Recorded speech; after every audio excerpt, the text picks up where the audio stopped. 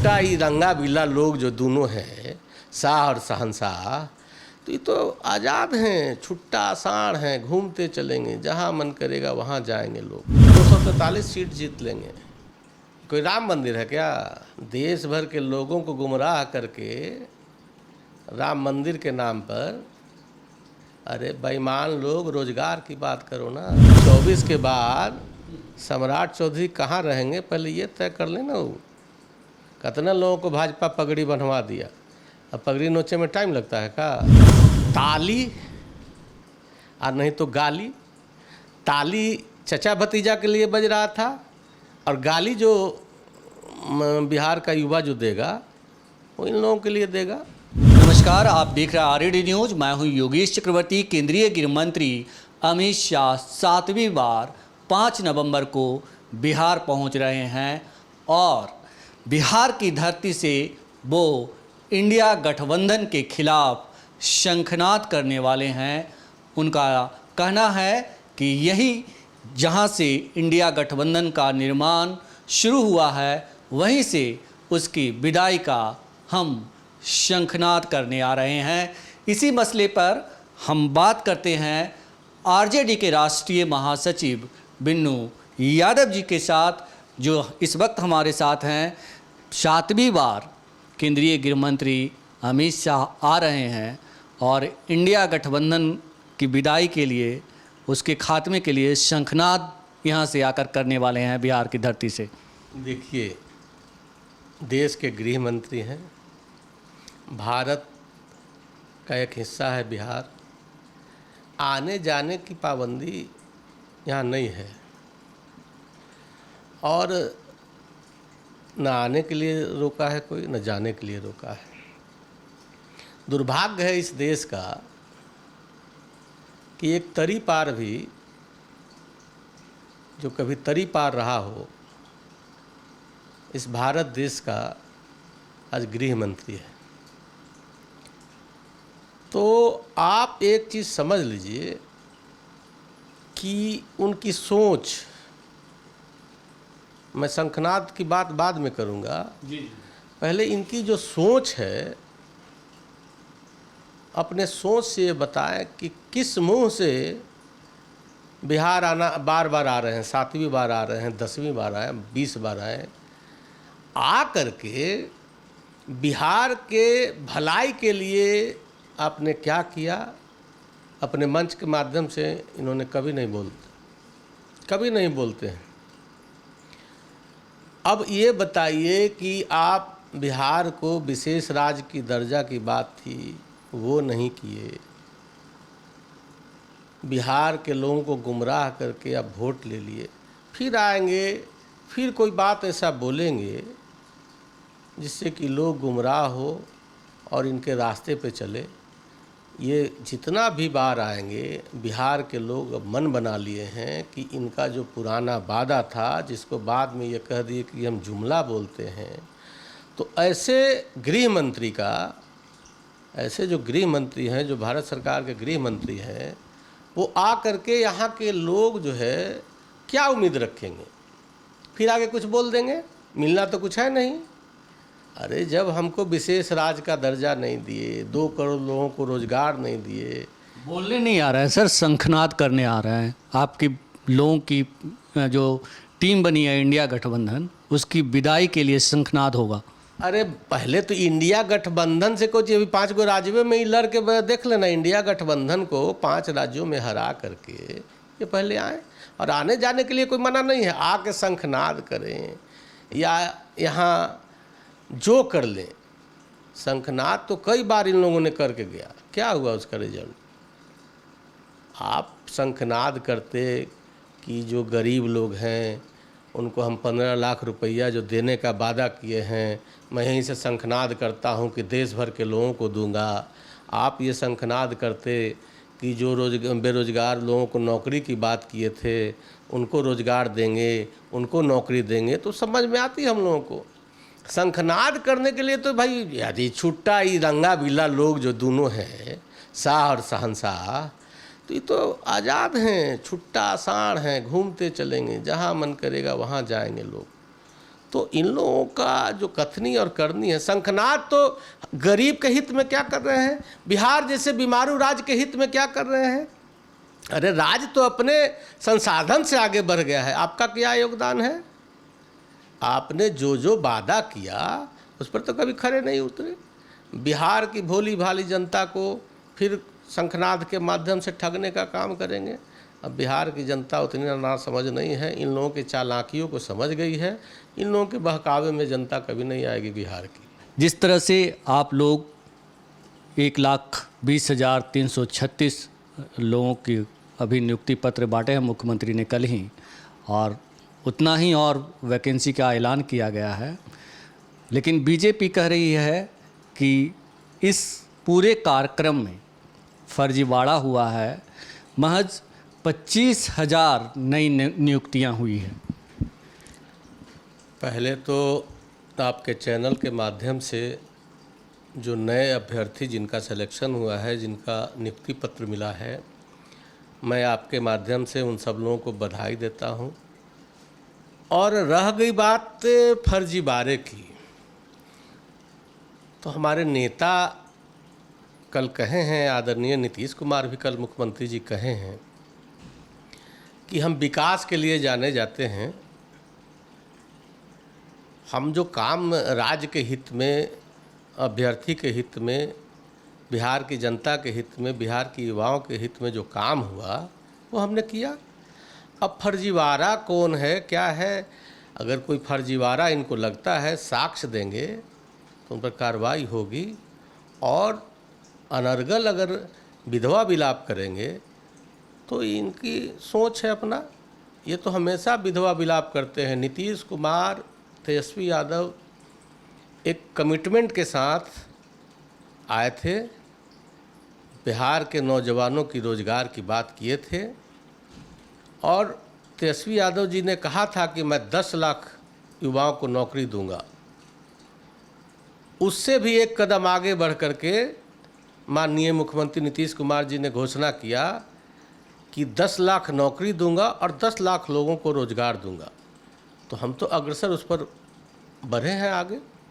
जी। उसका फलाफल है कि 1,20,000 लोगों को नियुक्ति पत्र बटा।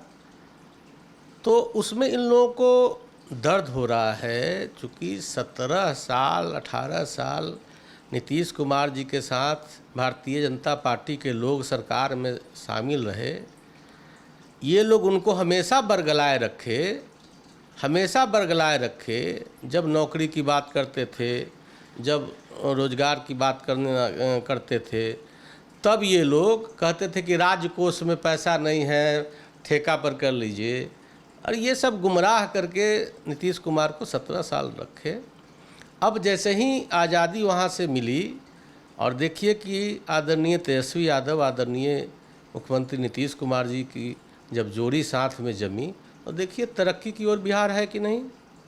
तरक्की की ओर बिहार है। कल डिप्टी सीएम तेजस्वी यादव ने कहा कि बिहार में चटपट और झट वाली सरकार है, जो तुरंत फैसला लेती है और नौकरियां देती है। ये बताएं कि बीजेपी कह रही है कि अभी हम लोग 2024 का ही नहीं 2025 की भी तैयारी कर रहे हैं, और नालंदा में जो मुख्यमंत्री नीतीश कुमार का गृह प्रदेश है, वहाँ 243 फीट ऊंची सरदार पटेल की प्रतिमा बनाने की बात सम्राट चौधरी ने कही है। उनका कहना है कि 243 विधानसभा है तो हम इतनी ही सीटों पे आने वाले विधानसभा चुनाव में विजय हासिल करेंगे, उसके प्रतीक के तौर पे ये प्रतिमा बनाई जाएगी। मैं जोगेश जी आपको पहले ये बता दूं कि हमारे नेता आदरणीय तेजस्वी यादव ने कहा कल अपने संबोधन में, कहे ना भाई कि हम कलम बांट रहे हैं, ये तलवार बांट रहे हैं।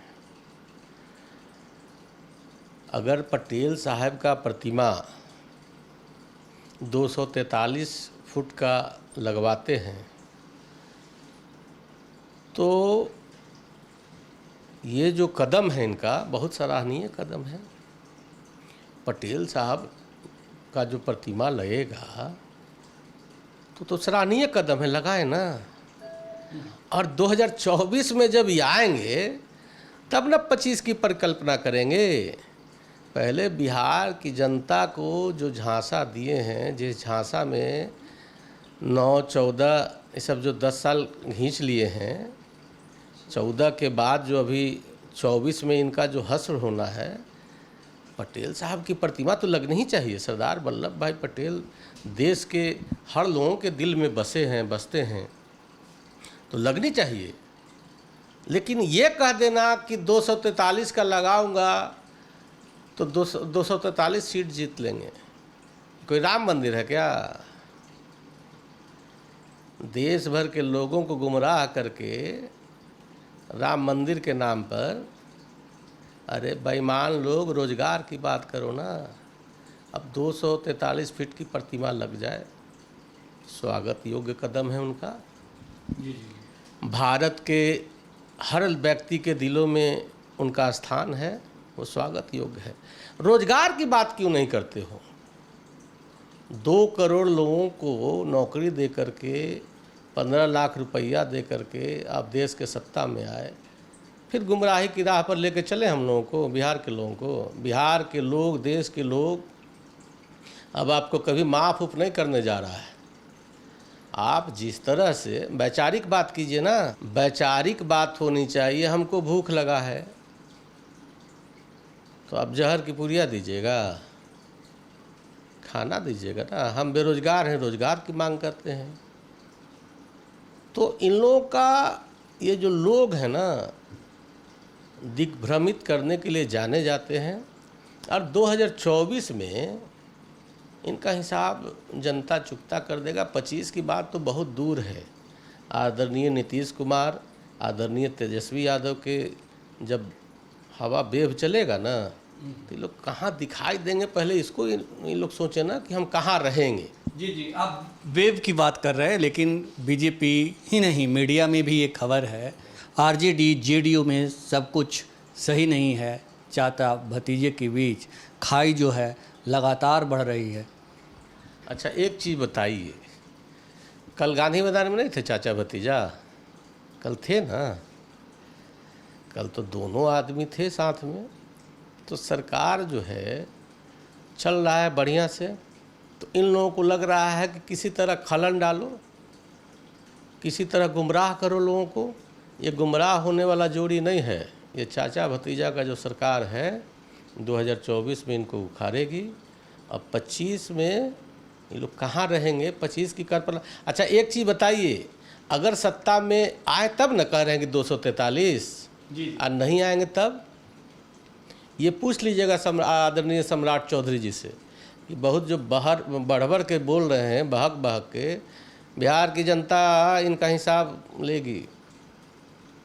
ये नीतीश कुमार को अपमानित करके बिहार के मुख्यमंत्री नहीं हो सकते हैं।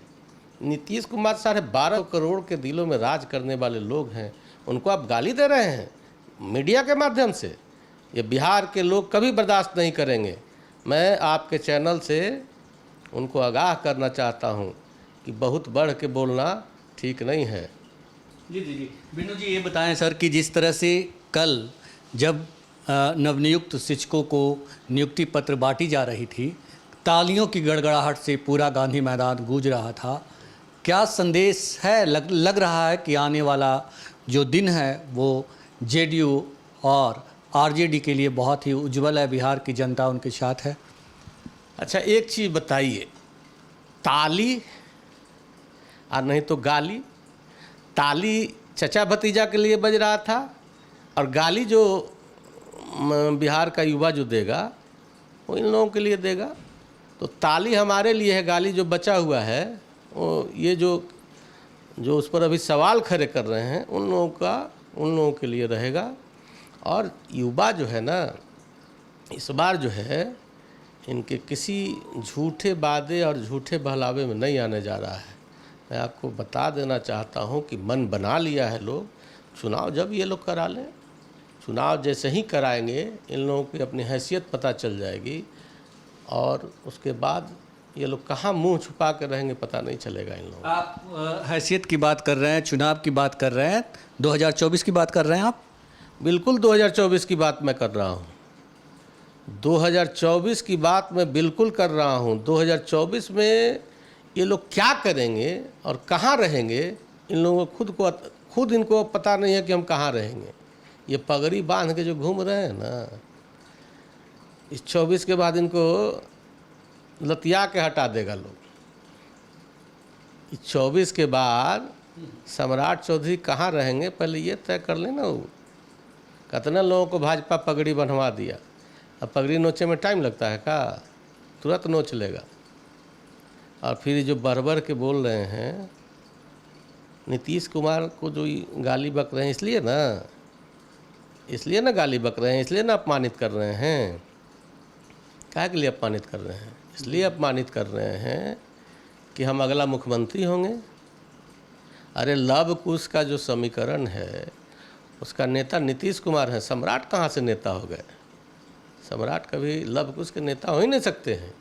और नीतीश कुमार ने उन लोगों के लिए काम किया है, बिहार के लोगों के लिए काम किया है। ये सम्राट कहाँ से होते हैं? ये नाम लगा लेने से कि सम्राट तो सम्राट हो गए। सम्राट उमराट नहीं है, इनका पगड़िए नोच के बिक देगा लोग, इन्हीं का लोग। जी जी, हमसे बात करने के लिए आपका बहुत शुक्रिया सर। धन्यवाद सर।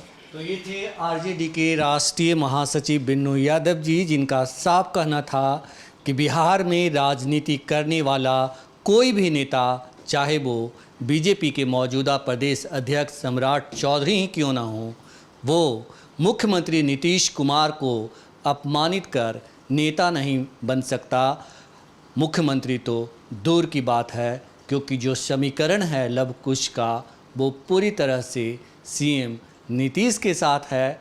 यही नहीं, बिहार के युवा भी आरजेडी और जेडीयू गठबंधन या यूँ कहें महागठबंधन के साथ है। और आने वाला 2024 के नतीजे के बाद बीजेपी नेताओं को मुंह छुपाने की जगह भी नहीं मिलेगी। योगेश चक्रवर्ती, आरएडी न्यूज़, पटना।